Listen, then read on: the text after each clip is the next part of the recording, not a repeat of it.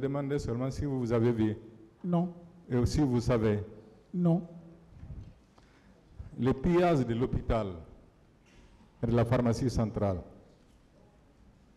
est-ce que vous en êtes informé? Non, c'est ici que j'ai appris.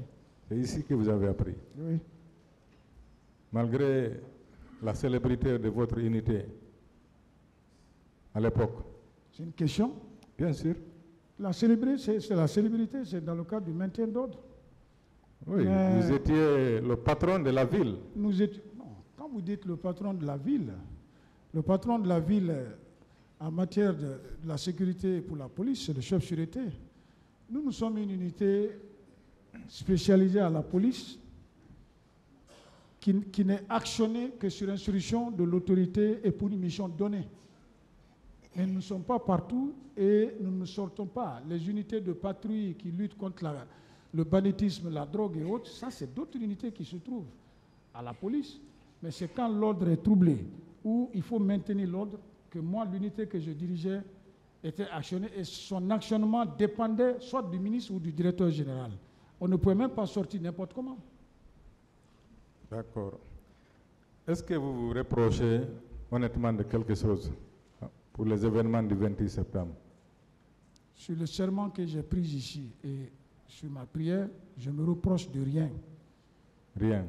La seule reproche que je me fais, et ce n'est pas une reproche, le remords que j'ai, c'est le fait d'être arrivé à ça ce jour-là et qui peut être évité. Ce qui s'est passé le 28 septembre et les jours suivants, la mission que vous avez accomplie, est-ce que si c'est aujourd'hui, vous allez faire tout ce que vous avez fait le jour-là? Aujourd'hui? Oui. À mon statut, oui. Au statut que je suis aujourd'hui? Si vous aviez le même statut. Le même statut d'alors ou maintenant? Oui, d'alors. Ah non, je ne peux qu'obéir, c'est l'autorité. Un capitaine, commandant de compagnie, face à un directeur général ou un ministre, c'est un exécutant. Donc vous exécutez tous les ordres. Si j'exécutais tous les ordres, je serais rentré avec les autres. Si j'exécutais tous les ordres, peut-être il y a des choses qu'on m'a posées ici ce jour-là. Je sais que tous les ordres ne sont pas exécutés, parce qu'après, malgré que c'est des instructions que vous avez reçues, mais l'infraction que vous commettrez là-bas ce jour-là est imputable à vous-même. Le chef a la responsabilité morale, mais il n'a pas pénal. Je savais ça, on m'avait dit ça, donc je ne pouvais pas. Et même maintenant, là, je ne peux pas. Alors, est-ce qu'il y a eu des ordres que vous n'avez pas exécutés, en tenant compte de ce que vous venez de dire? Que je n'ai pas exécuté? Oui. Puisque nous sommes en chose. Ce n'est pas des ordres que je n'ai pas exécutés, que je n'étais pas à mesure d'exécuter. Il a été dit d'interdire la manifestation. Les moyens humains et matériels que j'avais ne me permettaient pas d'empêcher. Donc, je suis au regret de replier et de permettre aux gens d'avoir... De laisser faire. Pas laisser faire, d'atteindre leur objectif. Et je sais qu'après, il y avait d'autres moyens de faire appliquer la loi. D'accord. Je vous remercie, Monsieur le Président. Merci, cher maître.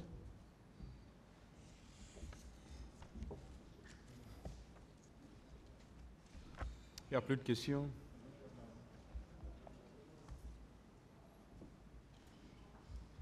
Le ministère public n'a pas de questions. Allez-y alors. Non. Pas de répétition que le tribunal va considérer inutile.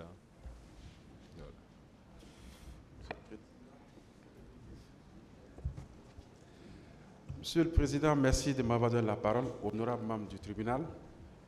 Mon général, cher maître, c'est juste des petites questions de précision. Est-ce que vous confirmez réellement avoir vu le commandant Tomba en provenance de l'université sur l'esplanade? Oui. Très bien. Est-ce que vous confirmez aussi que les camions que vous avez vus étaient en provenance de l'autre côté de l'esplanade? Oui. Très bien.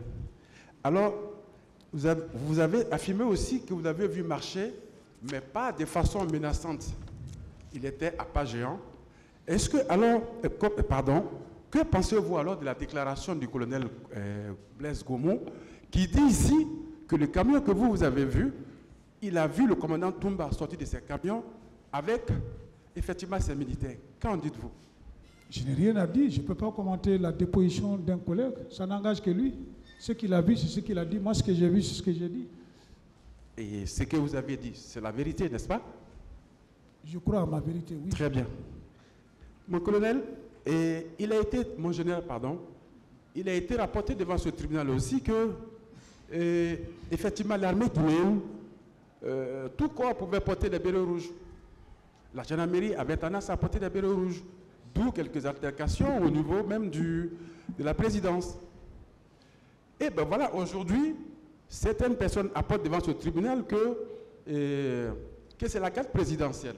Et on sait bien que le béret rouge appartient à la garde présidentielle. Dès lors que d'autres corps arboraient ce béret, est-ce que pensez-vous qu'on doit réellement donner cette responsabilité rien qu'à la garde présidentielle? Mais oui, moi j'étais le commandant de la CMS. Oui.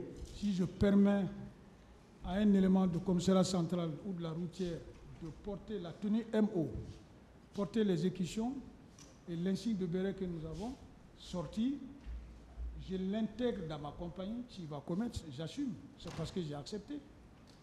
Donc on ne peut mettre qu'à leur compte. Et si ce fait est indépendant de votre volonté, compte tenu de la réalité du terrain? Moi, on ne peut pas m'imposer un élément qui n'est pas spécial. Un policier ne peut pas être commando à la minute. D'accord, mon général. Mais à supposer que c'est la réalité du terrain qui fait cela. C'est-à-dire, comme on a dit ici, que l'armée n'était pas organisée. Il n'y avait aucune mesure d'ordre qui était établie dans l'armée. Tout le monde faisait chacun fait ce qu'il veut.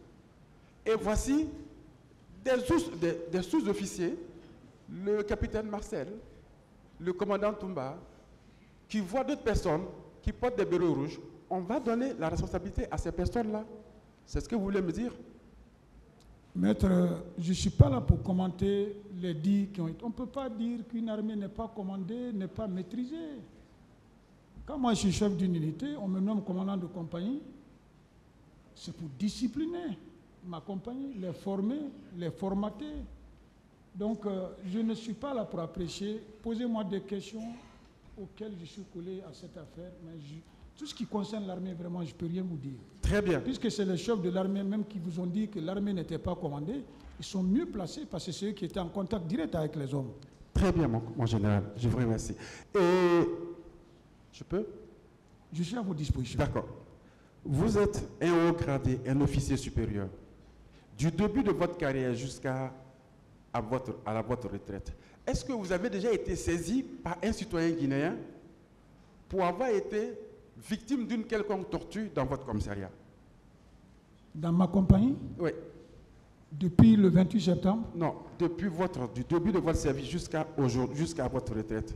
Est-ce qu'un citoyen... Depuis mon recrutement? Oui. C'est ce que vous voulez dire? Oui. Non, d'abord, en tant qu'agent, mes chefs vous diront, personne ne se plaint, je n'ai brigandé personne, je n'ai jamais fait du mal à un citoyen.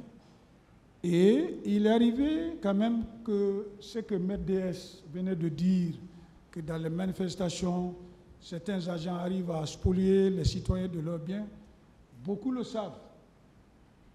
Je vais vous faire même un témoignage. Janvier, février, comment on appelle, à Wanindara, il y a une kiosque qui a été cassée, les agents ils avaient pris des choses. Quand j'ai constaté, le propriétaire du bar avait fui, on a tout ramassé, on a envoyé à la base. Le lendemain, on est revenu sur les lieux, on a cherché l'intéressé, on a remis tout.